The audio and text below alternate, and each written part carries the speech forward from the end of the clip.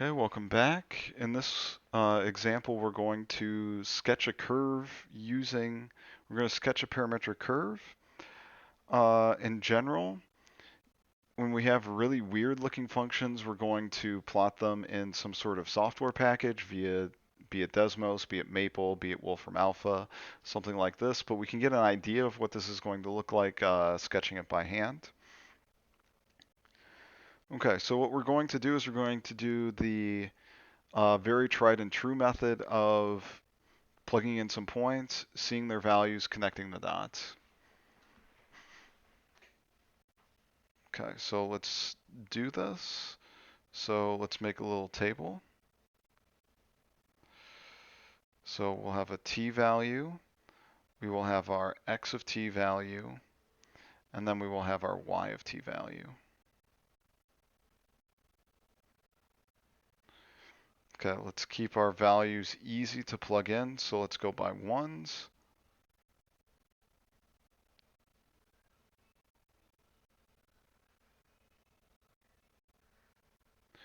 Okay, so if our t value is -3, our x of t value should be -3 squared, which is 9.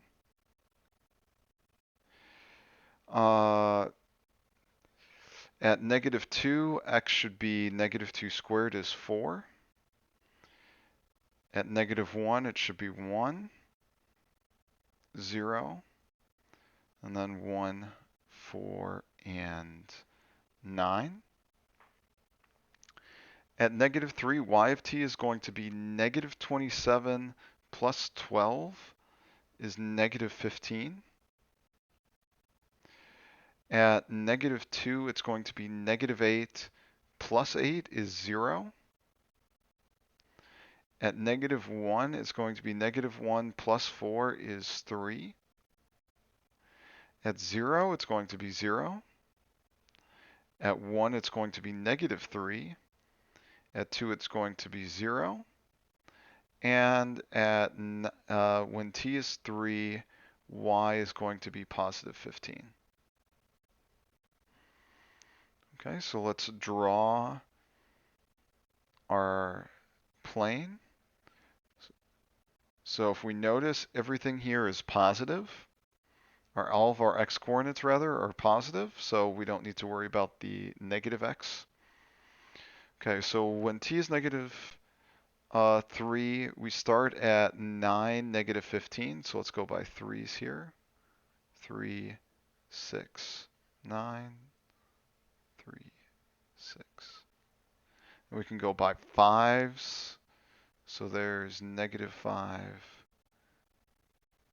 -10, and -15. Again, this is just a sketch. We don't have to be perfect about this. We're just getting an idea of what sort of graphs we can get. Okay, so 9, -15 should be here. That's our initial point. Then we go to 4, 0. So 4, 0 should be somewhere around here.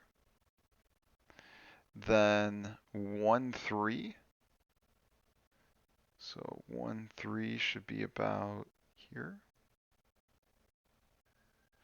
0, 0's there. Then there, and then up here. Okay, so what is this curve going to look like?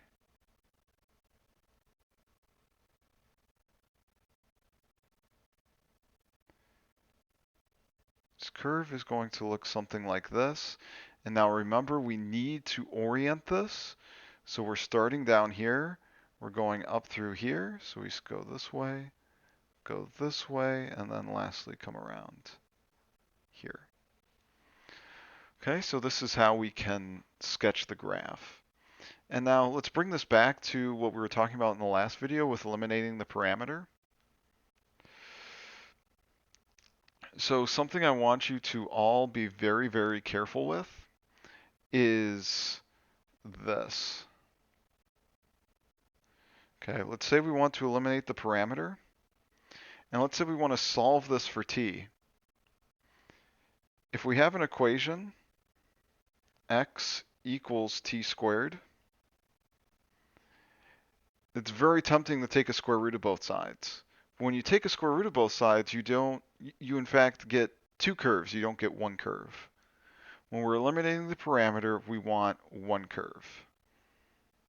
Okay, so that would mean t would equal plus or minus root x.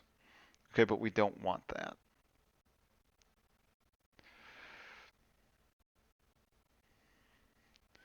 Okay, so just pointing this out for, let's see, how could we do this?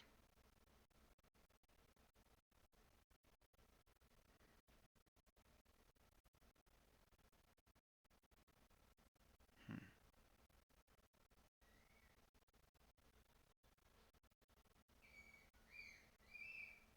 Yeah, so this ends up being not such a nice function to eliminate the parameter, or not such a nice curve to eliminate the parameter. But still the point stands, if we have something like this, you end up with two curves. So if we got rid of that negative 4t there, this would be fairly simple to eliminate the parameter. So let's go ahead and do that.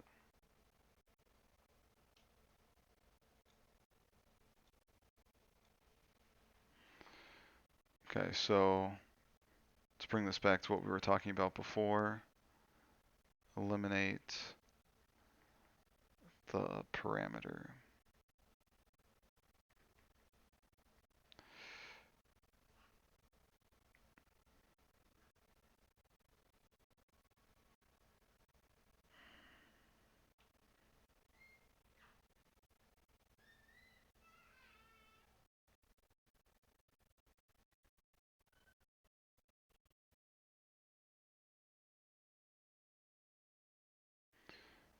Okay.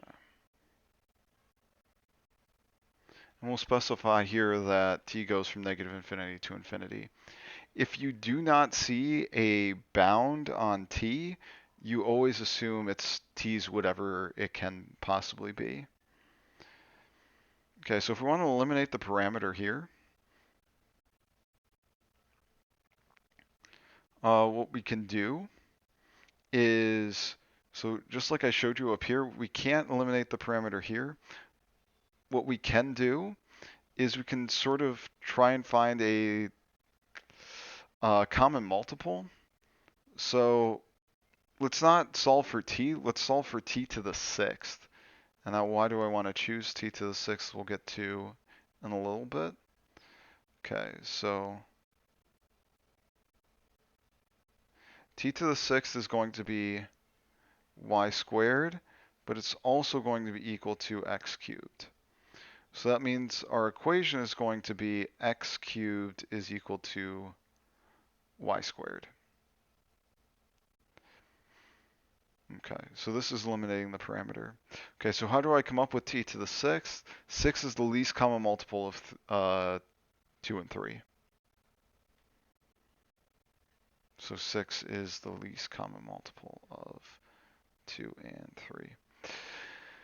Okay, so just be careful when you are eliminating the parameter. When you are eliminating the parameter,